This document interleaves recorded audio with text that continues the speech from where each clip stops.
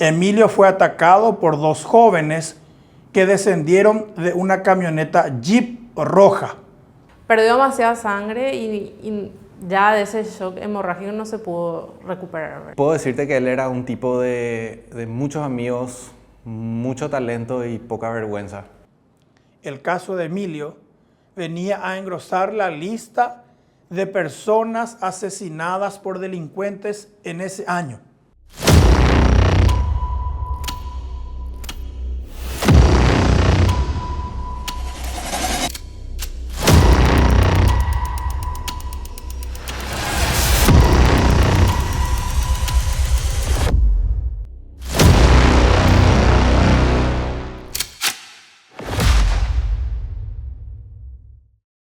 Emilio Andrés Aguirre Rojas tenía 18 años de edad. Nació el 23 de noviembre de 1985. Era titular de la cédula de identidad 2.379.443. Estaba en el último año de la secundaria en el Colegio Internacional de Asunción, en el tercer año de la media. Su vida fue interrumpida de una manera atroz y cobarde por una banda de delincuentes juveniles, cuyo cabecilla sigue recluido hasta hoy, pese a que ya transcurrieron 2 décadas de aquel recordado homicidio perpetrado durante un asalto. Emilio tenía un hermano mayor y una hermana menor. Vivía con su papá, su mamá y sus hermanos en una casa situada en la calle América, casi Avenida España, en Asunción. Asistía, así como sus hermanos, al Colegio Internacional. Era el sábado 29 de mayo del año 2004. Emilio había quedado con un grupo de compañeros que iban a ir esa noche a una fiesta. Eran aproximadamente las 22:30 cuando Emilio terminó de prepararse, se despidió de sus padres y salió de su casa. Caminó unos 200 metros hasta la avenida Mariscal López, de donde a su vez regresó una cuadra hacia la avenida Venezuela, donde ingresó de vuelta como para dirigirse hacia la avenida España. Básicamente estaba dando la vuelta a la manzana. Cuando estaba transitando frente a la embajada de la República de Alemania, poco antes de llegar al Club Centenario, sucedió lo inesperado.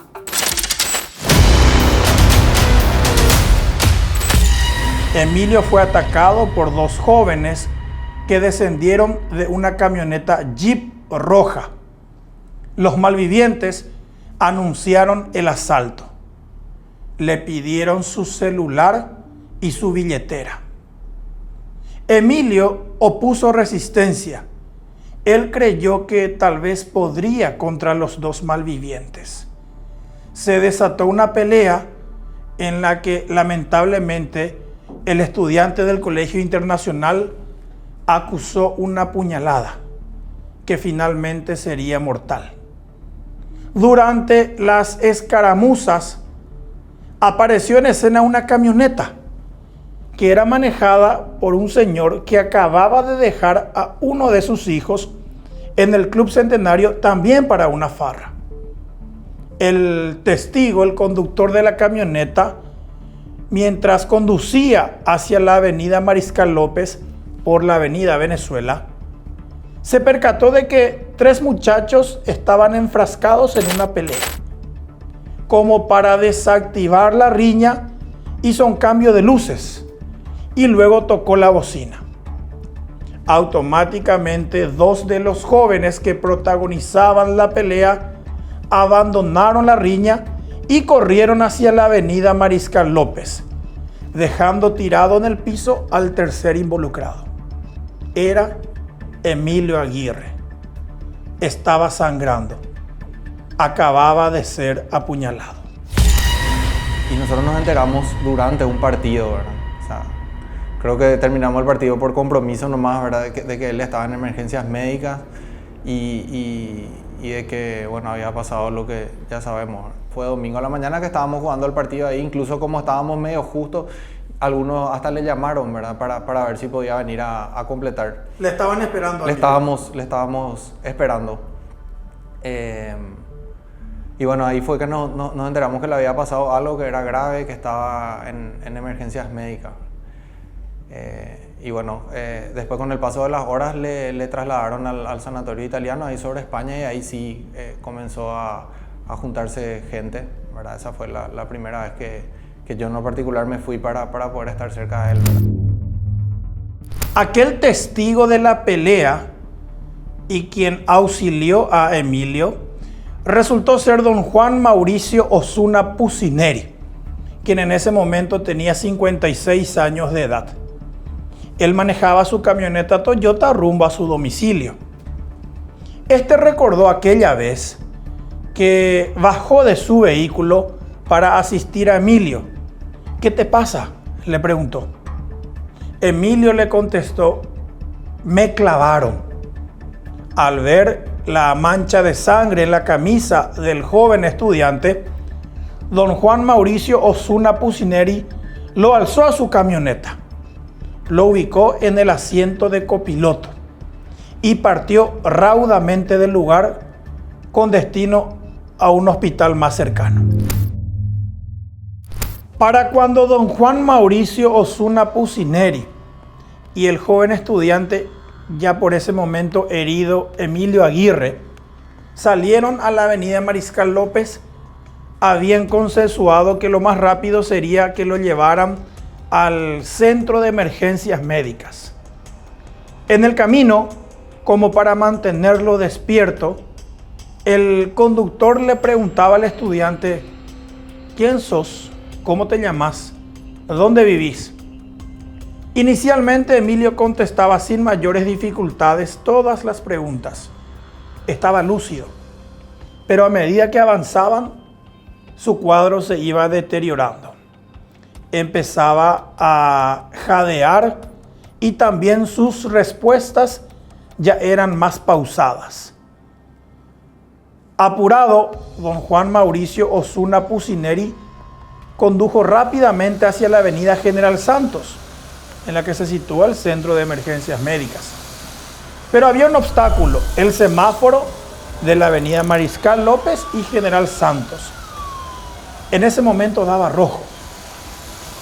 Como presintiendo lo que le podría ocurrir, Emilio Aguirre le pidió al conductor que pasara en rojo. Señor, ¿podés pasar el semáforo? Me siento mal, le dijo Emilio a don Osuna Pucineri, y este, al ver la manera en la que se estaba poniendo su pasajero, rápidamente también avanzó, pese a que el semáforo continuaba en rojo. Era una emergencia, era totalmente justificable. Finalmente, el bondadoso hombre y el estudiante apuñalado llegaron al hospital. Fueron recibidos por un camillero. Juan Mauricio Osuna Pucineri contó que lo había encontrado en medio de la calle, que lo acababan de apuñalar y que estaba perdiendo mucha sangre. Fue el último contacto que tuvo con el estudiante del Colegio Internacional. Antes de ingresar a quirófano, Emilio Aguirre llegó a contar dónde vivía, quiénes eran sus padres y dio los números de teléfono de estos. Los policías que estaban de guardia en el centro de emergencias médicas, hoy Hospital de Trauma, llamaron a la familia de Aguirre avisando lo que había pasado. El chico fue intervenido esa misma noche y amaneció en estado de observación. Su cuadro era delicado, pero por lo menos por momentos parecía estar estable. Policías de todas las unidades disponibles se movilizaron esa misma madrugada, teniendo en cuenta que era como una bofetada para el gobierno de Nicanor Duarte Frutos, que un chico fuera atacado por delincuentes en plena ciudad de Asunción, en una zona considerada residencial, nada menos que frente a la Embajada de Alemania y a metros del tradicional Club Centenario, a pocas cuadras de nada más y nada menos que la residencia presidencial de Mburú Villaroga. Al día siguiente, Emilio fue transferido del Centro de Emergencias Médicas al Sanatorio Italiano, con asiento en la Avenida España, paradójicamente muy cerca del lugar donde lo habían apuñalado, pero también más cerca de su domicilio.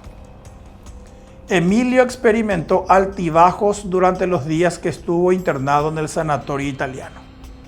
Por momentos había esperanzas de que se recuperara, pero en otros, sus padres recibían la desagradable noticia de que se iba descompensando cada vez más. Al inicio y después, lastimosamente, él tuvo varias crisis donde su vida estuvo en riesgo, pero bueno, aguantó un poco más y en esos momentos sí nosotros y el colegio también tuvo el tino de incluso hasta darnos libre, trasladarnos hasta allá, ¿verdad? Y siempre estuvimos acompañando compañeros, gente de otras promociones, que eso también pasa, ¿verdad? O sea, hay como por los campamentos, por el patio, qué sé yo, hay mucho contacto en gente de distintas promociones. También estuvo acompañando gente de ahí, estuvieron acompañando muy de cerca docentes, gente de la iglesia, del colegio, ¿verdad? Entonces hubo mucha gente muy cerca. Y él tuvo altibajos, nos decían, que parecía por momentos que estaba bien y luego... Sí, parecía que estaba respondiendo, pero en realidad perdió demasiada sangre y ya de ese shock hemorrágico no se pudo recuperar, ¿verdad? Creo que mi papá estuvo en contacto en ese año, pero después ya no, ¿verdad? Ya o sea, no. le agradecimos muchísimo porque realmente el hecho de poder auxiliarle, poder hacer todo lo posible en ese sentido de que no haya estado mucho tiempo ahí también, porque eso es lo que se llegó a la conclusión de que no es que estuvo mucho tiempo ahí solo. Fue un gran alivio también, ¿verdad? Fue muy duro para nosotros, para mi mamá, mi papá. Y realmente nos apoyamos mucho en la fe, en la religión. Gracias a Dios, unos amigos, familias amigas se acercaron a nosotros, que también eran amigos de Emilio, ¿verdad? Y nos acompañaron mucho en lo que es las misas y todo lo que es el camino de la religión. En ese año hicimos unos retiros, unas misiones con la iglesia, y realmente era lo que nos daba fuerzas, ¿verdad? O sea, uno cuando hay algo que no hay un porqué, no hay que preguntarse por qué, o si no, uno se vuelve loco prácticamente,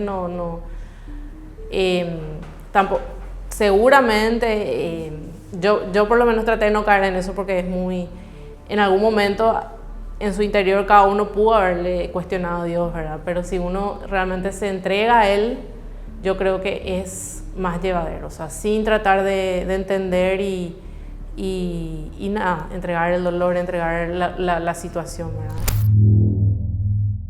Emilio Andrés Aguirre Rojas, de 18 años de edad, alumno del tercer año de la media del Colegio Internacional, apuñalado en un asalto en la Avenida Venezuela, en la noche del 29 de mayo del año 2004, lamentablemente no resistió y falleció el martes 1 de junio de ese mismo año, al cabo de las primeras 72 horas del ataque. Mis dos hermanos, los súper buenos, Emilio también, muy bueno. Todo el mundo me decía que era muy bueno. Además de sus compañeros y sus amigos, luego que evidentemente le van a querer. Pero también la gente, el externo, ¿verdad? O sea, de repente los profesores se destacaba mucho. Después los más chicos también eran muy buenos con los más chicos. En el colegio hay algo también que se llaman los campamentos, en donde él era líder, y siempre cuando hay un líder que es tu hermano, tu conocido, sus acampantes vienen y, ay, mira la hermana de Emilio, no sé qué, ¿verdad? Y cosas así, que te hablan muy bien de él. Mis propios compañeros eran sus acampantes, ¿verdad? Y ahí fueron conociéndole más, que cuando es tu hermano es un poco más, de repente, si no son mis amigas muy cercanas, de vista nomás, pero cuando es su líder o algo así, ya hay un vínculo más, es como en el mismo deporte, ¿verdad? Él jugaba básquet y ahí también forjaban muchas amistades con otros niños de su edad y todos le querían. Mi papá es ingeniero civil y mi hermano ya tomó la decisión, ya empezó la carrera de ingeniería, mi hermano mayor. Y yo creo que ya estaba decidida en que quería hacer medicina, pero él se fue más para el lado de los negocios, era más administración o algo así lo que quería seguir, ¿sí? Y los dos luego, mis hermanos eran muy buenos, son muy buenos con los números, se iban a las olimpiadas de física, de matemática, y en el colegio tampoco nada, o sea, no les costaba prácticamente nada. Y bien, o sea, súper apoyado a que hacía algo de eso, ¿verdad? Le iba a ir bastante bien. Puedo decirte que él era un tipo de muchos amigos, mucho talento y poca vergüenza. Siempre estaba para el chiste, siempre estaba para la joda. Era un tipo que mayormente estaba de buen humor. Y todo lo que hacía le salía bastante bien con muy poco esfuerzo, ¿verdad? Era talentoso en el sentido de que tenía muchísimo talento musical. Cantaba súper bien, tocaba el teclado en la banda del colegio, incluso participó en intercolegiales de la canción, jugaba al básquet, lo hacía bastante bien. Y no te digo que sea el que más entrenaba, también estaba en la selección de vóley. Fútbol le salía bien también cuando se le ocurría jugar. Siempre le recordamos a Emilio en la fecha de su cumpleaños, incluso en la fecha lastimosamente de su fallecimiento. Incluso en ocasiones llegamos a juntarnos, ¿verdad?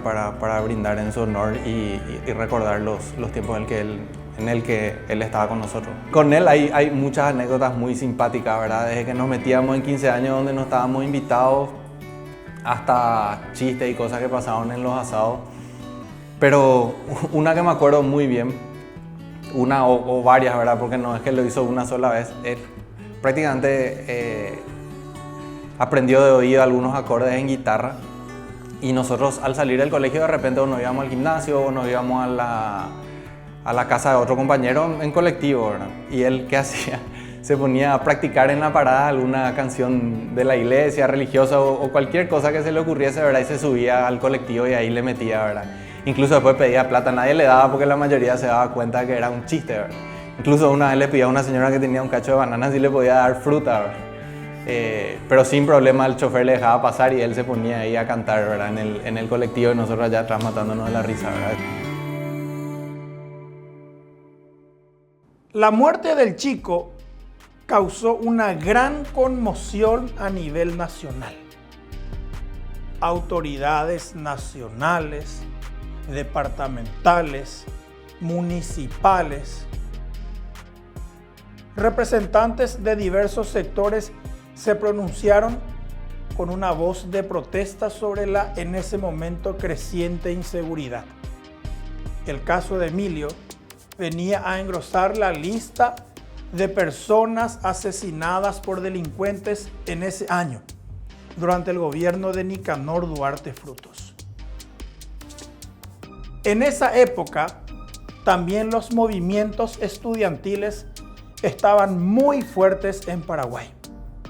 Tenían un poder de convocatoria extraordinario. De hecho, ni bien se conoció la información de la muerte de Emilio Aguirre, centros de estudiantes y alumnos de decenas de colegios de Asunción y el Departamento Central se pronunciaron con relación a la situación que se vivía en Paraguay. Rápidamente, los dirigentes estudiantiles convocaron a una gran movilización en reclamo de justicia para Emilio y para otros jóvenes asesinados por delincuentes. Exigían una investigación efectiva y un castigo ejemplar. reclamaron a la cúpula presidencial el esclarecimiento de todos los sucesos y además garantías para salir de sus casas y regresar sanos y salvos luego de sus jornadas de estudio. La Plaza de la Democracia de Asunción y el casco histórico de la capital se vieron inundados por alumnos de varios colegios. Fueron miles de jóvenes los que tomaron el centro de Asunción en una histórica jornada de protesta contra la inseguridad que había en Paraguay. El caso Emilio Aguirre había desatado una movilización nacional y su muerte no podía quedar en vano. Sería, yo creo que ¿Qué hubiese sido? un empresario o gerente de alguna empresa. Eso es lo estándar, ¿verdad? Capaz, y quién sabe, se podría ir a otro país, qué sé yo, hacer algo un poco más avanzado, porque realmente le era muy fácil. Capaz también podría ya ser padre, ¿verdad? Como Oscar, mi hermano mayor, y yo ya tenemos hijos. Y eso, o sea, y también siempre con sus amigos, porque eso es lo que yo siempre veo, que sus amigos se casan, son papás, les veo por ahí y tienen están en esa etapa de la vida, ¿verdad? También triunfando así en lo laboral, y creo que también estaría en eso. Aquella gran protesta del viernes 4 de junio del año 2004 produjo también un hecho, hasta si se quiere, histórico. El papá de Emilio Aguirre, el ingeniero Gustavo Aguirre, sacó fuerzas de donde no tenía, y además de tener el coraje y la valentía de hablar en público 3 días después de la muerte de su hijo, también increpó duramente al que por entonces era el titular del Congreso, Carlos Mateo Valmeli. En la tarima en la Plaza de la Democracia, que fue montada frente a miles de estudiantes, el ingeniero Aguirre pidió castigo para los asesinos de su hijo y además responsabilizó a la clase política de la época por la crisis de inseguridad que se vivía en nuestro país.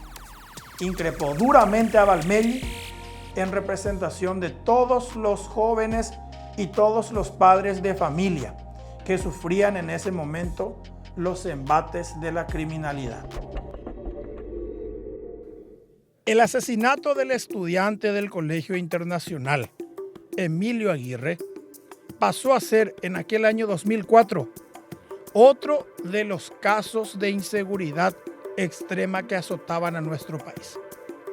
De hecho, la muerte de Emilio desató una gran movilización ciudadana en el centro de Asunción, a la que se sumaron también familiares, amigos de otras víctimas como Diego Báez Mellit, Diego Miguel Ángel Álvarez Ruiz y Martina Ramona Rocher de Ruiz.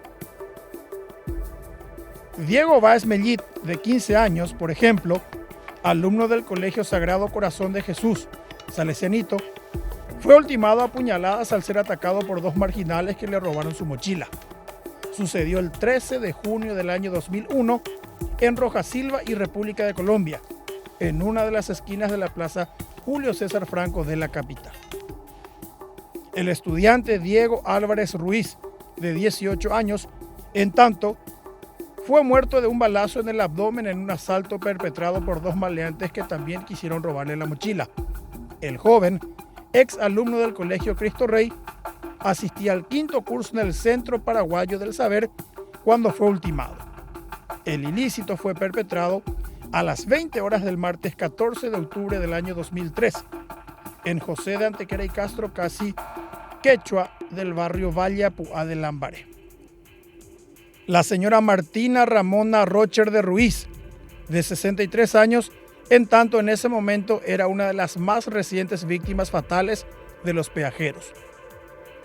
La mujer fue atacada a las 22 horas del miércoles 19 de mayo de aquel mismo año en el que murió Emilio Aguirre, es decir, 2004, en un camino del barrio Icuacarandaí, a unos metros de la ruta que une Luque con la ciudad de Limpio.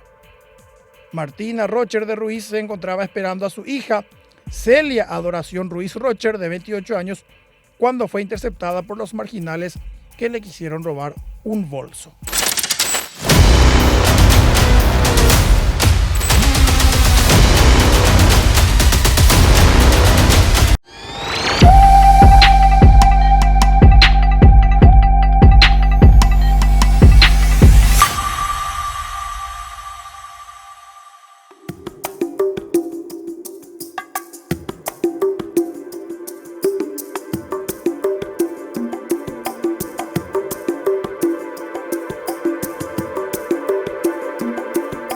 Mientras todo el Paraguay estaba movilizado por la muerte de Emilio Aguirre, la Policía Nacional llevaba a cabo su investigación de una manera también, hasta si se quiere, silenciosa, debido a la gran crisis mediática que vivía nuestro país. En ese sentido, la compañía telefónica Portable que operaba en aquella época en Paraguay, al tercer día de la muerte de Emilio Aguirre, emitió un informe a la Policía Nacional que sería el principio del fin de la banda de asaltantes y asesinos. El extracto enviado por la empresa Portable a la Policía Nacional revelaba que 2 días después de la muerte de Emilio Aguirre, el chip de su teléfono celular había sido reutilizado y que con ese dispositivo se efectuaron numerosas llamadas, principalmente a un número en particular. Esta línea telefónica, que recibió incesantes llamadas desde el chip que pertenecía a Emilio Aguirre, a su vez estaba en poder de una señorita de 17 años, alumna del colegio ISAT de Asunción. De hecho, la primera persona demorada en conexión con el asesinato de Emilio Aguirre fue esta estudiante. Cuando la encararon los policías, ella contó que efectivamente había recibido durante los últimos momentos varias llamadas del número de teléfono que pertenecía anteriormente a Emilio Aguirre, pero que en ese momento estaba en poder del novio de esta señorita. Se trataba de otro alumno del colegio ISAT, quien en ese momento tenía 17 años de edad. Por ende, este estudiante pasó a ser después el principal sospechoso. Con el testimonio de la jovencita alumna del colegio ISAT, que recibía en su celular llamadas de parte del número que era de Emilio Aguirre, fue finalmente detenido el poseedor del chip, Jesús María Sánchez Argüello, en ese momento también de 17 años de edad.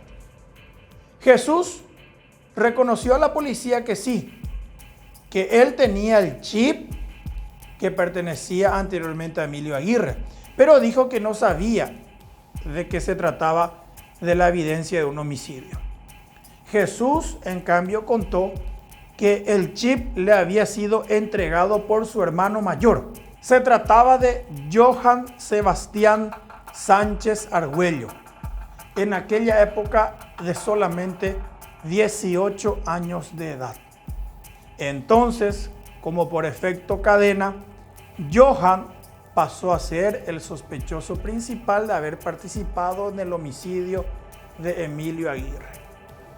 Para cuando fue arrestado, Johan Sánchez fue presionado tanto por la policía que finalmente terminó confesando absolutamente todo.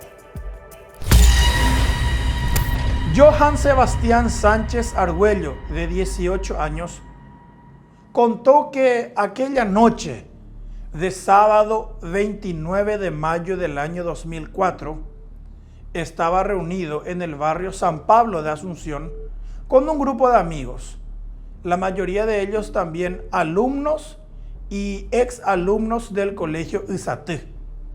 Coincidentemente, esa noche se llevaba a cabo una fiesta organizada por una de las promociones del colegio ISAT que pretendía hacer ese fin de año un viaje de egresados. Johan dijo que aquella noche le llamó a su primo, Eduardo Osvaldo Salazar Argüello, de 19 años. Eduardo estaba en ese momento en posesión de una camioneta Jeep que pertenecía a su padre. Eduardo era un cimeforista que también había pasado por el colegio ISAT y que estaba próximo a iniciar una carrera universitaria.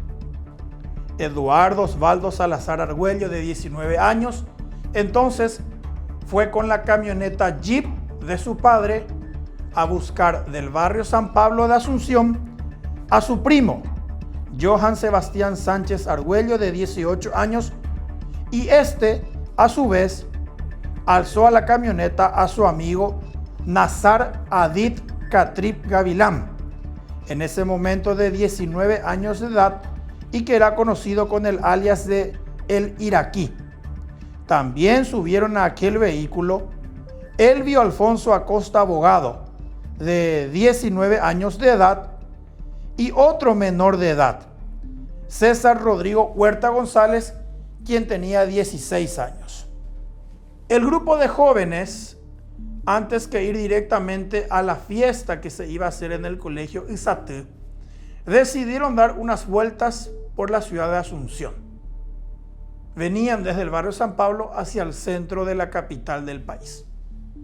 En un momento, durante aquel viaje, tomaron la avenida España, como para ver el movimiento nocturno que había en esa zona. La avenida Brasilia, por ejemplo, en aquel momento era epicentro de grandes fiestas juveniles, con los conocidos pubs que operaban en esa zona de la capital. Aparentemente, los jóvenes querían seguir buscando lugares para divertirse. Entonces condujeron hacia la zona del Club Centenario. Desde la avenida España ingresaron a la avenida Venezuela. Pasaron frente a una de las entradas del Club Centenario y como no había mucho movimiento, siguieron avanzando por la avenida Venezuela hacia Mariscal López. Unos 70 metros antes de alcanzar la avenida Mariscal López, frente a la embajada de Alemania, los jóvenes divisaron a quien sería su víctima, Emilio Andrés Aguirre Rojas. Nazar Katrip, uno de los muchachos que estaba a bordo del jeep, exclamó: "¡Regalo, regalo!", y le pidió al conductor Eduardo que detuviera la marcha. Nazar literalmente saltó de la camioneta jeep y detrás de él también lo hizo Johan. Así, Nazar y Johan rodearon a Emilio Aguirre, le pidieron su teléfono y lo apuñalaron. En el momento del ataque apareció la camioneta del señor Juan Mauricio Osuna Pucineri y el atraco finalmente fue desactivado. Solo que para ese momento Nazar y Johan ya se habían hecho con la billetera y con el celular de Emilio Aguirre. Nazar y Johan, luego de clavarle a Emilio, corrieron hacia la avenida Mariscal López, donde les esperaba la camioneta Jeep. Los muchachos abordaron este vehículo y escaparon del lugar. Don Juan Mauricio Osuna Pucineri, el señor que había auxiliado a Emilio Aguirre, inicialmente quiso perseguir a los atacantes, pero luego priorizó la asistencia médica del estudiante del Colegio Internacional, quien desgraciadamente fallecería 3 días después. Ya con los testimonios de los involucrados, todos estos empezaron a caer detenidos. La policía efectuó allanamientos en los domicilios de los hermanos Sánchez Argüello. También cayó preso el conductor Eduardo e igualmente fue allanada la casa de Nazar Katrip, hijo de un coronel retirado del ejército paraguayo. Aunque Nazar inicialmente negó su participación, fue fundamental un hallazgo que se produjo en el allanamiento a su domicilio. Era el teléfono celular que había sido robado de Emilio Aguirre. El teléfono de Emilio Aguirre, un Nokia 3590, que en la época era muy popular entre los jóvenes, acababa de ser recuperado de la casa del principal sospechoso, Nazar Hadid Katrip Gavilán, de 19 años de edad. Sus principales cómplices, Johann Sebastián Sánchez Argüello y Eduardo Osvaldo Salazar Argüello, estos últimos primos entre sí, también fueron detenidos y encarcelados. Elvio Alfonso Acosta Abogado, quien también estuvo en la camioneta. César Rodrigo Huerta González, otro tripulante de aquella camioneta Jeep.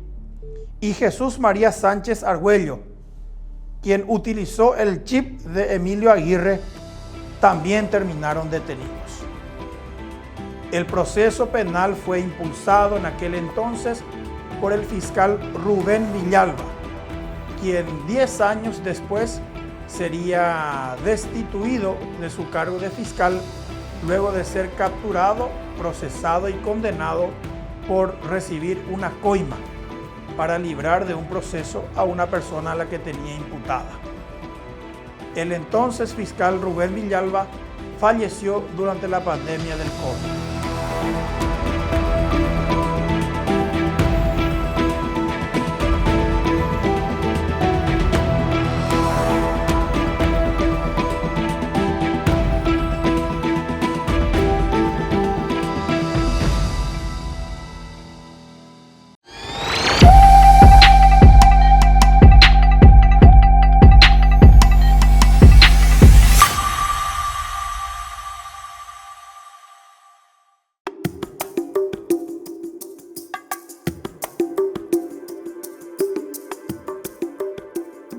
Cuando todos los involucrados en el crimen de Emilio Aguirre ya estaban presos, la policía conoció la información de que había sido el principal responsable del homicidio, Nazar Katrip, tenía que estar ya mucho antes encerrado. Resulta ser que 8 meses antes del crimen de Emilio Aguirre, específicamente el 21 de septiembre del año 2003, Nazar Katrip había intentado matar al militar Cristian Ariel Sánchez Cáceres. En aquel momento ostentaba el grado de guardia marina, que es el primer grado en la escala de oficiales de la Armada Paraguaya. El entonces militar Cristian Ariel Sánchez relató que estaba farreando en un pub del barrio San Pablo de Asunción. En un momento dado, una chica se acercó a la barra a pedir ayuda porque un grupo de jóvenes le había sacado su celular. El guardia marina Cristian Ariel Sánchez y otros asistentes al evento se acercaron hacia el grupo de jóvenes que le habían arrebatado el teléfono a la señorita. Se produjo una riña en ese lugar y en ese momento Nazar Katrip, quien estaba presente, apuñaló a traición al militar. Este cayó tirado en el suelo, luego fue auxiliado en el momento en que el grupo que había perpetrado el hecho quedó dispersado.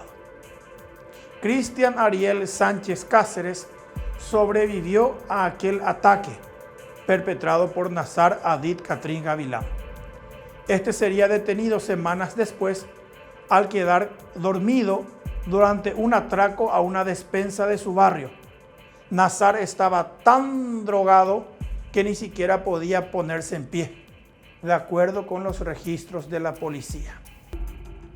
Pese al intento de robo perpetrado en una despensa de su barrio y al intento de homicidio contra el militar, Nazar Katrip fue favorecido por la justicia con un sobreseimiento provisional, en un caso que en ese momento generó gran indignación. De hecho, le habían concedido inexplicablemente la libertad. Las cosas de la vida. Solo 2 semanas después de que recuperara su libertad, Nazar Katrip mató a Emilio Aguirre. Seguramente para no quedar mal, la Fiscalía reabrió la causa contra Nazar Katrip, la del intento de homicidio del militar, pero ya cuando Nazar estaba preso por el crimen de Emilio Aguirre. ya era tarde. Si la justicia actuaba como se debía, Emilio Aguirre nunca debía haber sido asaltado porque Nazar tenía que estar preso. Pero recién después de que murió Emilio Aguirre, la justicia se acordó de volver a procesar a Nazar por el intento de homicidio del militar. Aunque fue una sentencia más bien anecdótica, mientras estaba preso, todavía procesado por el crimen de Emilio Aguirre, Nazar Catrip fue condenado a 5 años de cárcel por el intento de homicidio del militar Cristian Ariel Sánchez Cáceres en un pub del barrio San Pablo de Asunción. Pero la condena más fuerte llegaría 2 años después. El viernes 14 de julio del año 2006, 2 años después del asesinato del joven estudiante del Colegio Internacional Emilio Andrés Aguirre Rojas, de 18 años de edad, un tribunal de sentencia dictó veredicto con relación al suceso. El principal sospechoso del crimen, el que se comprobó fue el que le apuñaló a Emilio, Nazar Adid Catrip Gavilán, quien tenía 19 años cuando ocurrió el ataque, fue condenado a 25 años de prisión. La misma pena le fue impuesta a Johan Sebastián Sánchez Argüello, quien cuando ocurrió la muerte de Emilio Aguirre tenía 18 años de edad. Johan fue el que le atajó a Emilio para que Nazar le aplicara la puñalada. Eduardo Osvaldo Salazar Argüello, quien tenía 19 años cuando mataron a Emilio y quien fue el que condujo la camioneta Jeep con la que se perpetró el crimen, fue sentenciado a 12 años de reclusión. Siempre sostuvo que él no sabía que Nazar y su primo Johan Sebastián habían matado a Emilio Aguirre. Elvio Alfonso Acosta Abogado, de 19 años en el momento del homicidio, quien también estaba a bordo de la camioneta Jeep, fue condenado a 5 años de prisión en carácter de cómplice. Jesús María Sánchez Argüello, de 17 años cuando murió Emilio Aguirre, hermano del autor material Johan y primo del conductor Eduardo, fue castigado con 4 años de cárcel porque era menor de edad en ese momento. No estuvo en la escena del crimen, pero usó posteriormente el chip del teléfono robado de Emilio Aguirre, con el que llamó varias veces a su novia. César Rodrigo Huerta González, de 16 años de edad cuando ocurrió el crimen, quien también estaba a bordo de la camioneta Jeep en el momento del asalto fatal, fue declarado insano. Lo diagnosticaron con una enfermedad mental que la desarrolló durante su tiempo de reclusión. Para mí es un capítulo cerrado la parte de la justicia, porque justamente sí se hizo, de todas maneras, se hizo justicia humana, ¿verdad? O sea, de todas maneras, terrenal. Nosotros, como yo por lo menos personalmente ya entregué en manos de Dios, ya estará en sus manos la justicia divina, ¿verdad? O sea, y uno cree firmemente en eso, ¿verdad? Que es lo principal. ¿Por qué? Porque la justicia terrenal tampoco, yo creo que el que no tiene igual ha de ser un vacío muy grande, algo que llenar, ¿verdad? Algo que trabajar si es que uno no llega a una justicia terrenal, pero tampoco, así mismo como decís, no te devuelve, ¿verdad? O sea, no es algo que te va a sentirse completamente pleno. Entonces, sí, uno siempre tiene el pensamiento en la justicia divina, pero sí, nosotros por lo menos ese vacío de justicia terrenal se pudo cumplir, ¿verdad? Hoy, a más de 2 décadas del asesinato de Emilio Aguirre, el único que sigue recluido es Nazar Adid Catrip Gavilán, el autor material del crimen, quien lleva cumpliendo 20 años de su condena de 25. Al momento de la emisión de este material, se halla recluido en la penitenciaría regional de Pedro Juan Caballero, aunque Nazar ya recorrió casi todas las cárceles del país. El Ministerio de Justicia lo clasifica como un preso peligroso. Nazar es el único que sigue preso porque su comportamiento en prisión nunca fue óptimo. De hecho, poco después de ingresar a la cárcel, había perpetrado otro homicidio y además le atribuyen varios otros crímenes dentro del sistema penitenciario. Johann Sebastián Sánchez Argüello, el otro que había sido condenado a 25 años, fue liberado en el año 2020 durante la pandemia del COVID. Los demás penados cumplieron sus condenas y también ya se encuentran libres. Emilio Andrés Aguirre Rojas hoy podría haber sido un exitoso empresario, un papá ejemplar, un ciudadano de bien. Sin embargo, la delincuencia interrumpió su vida cuando apenas él empezaba a vivirla. Sus amigos, vecinos y ex compañeros del Colegio Internacional hasta hoy lo recuerdan con cariño. De hecho, suelen reunirse en honor a Emilio, compartiendo un asado, una peña o un momento de distracción en fechas especiales, como el cumpleaños de Emilio o incluso en el aniversario de su fallecimiento. La muerte del chico, sin lugar a dudas, que marcó a la sociedad paraguaya por la osadía del grupo que perpetró el ataque en plena avenida Venezuela de Asunción. Emilio Andrés Aguirre Rojas, que en paz descanse.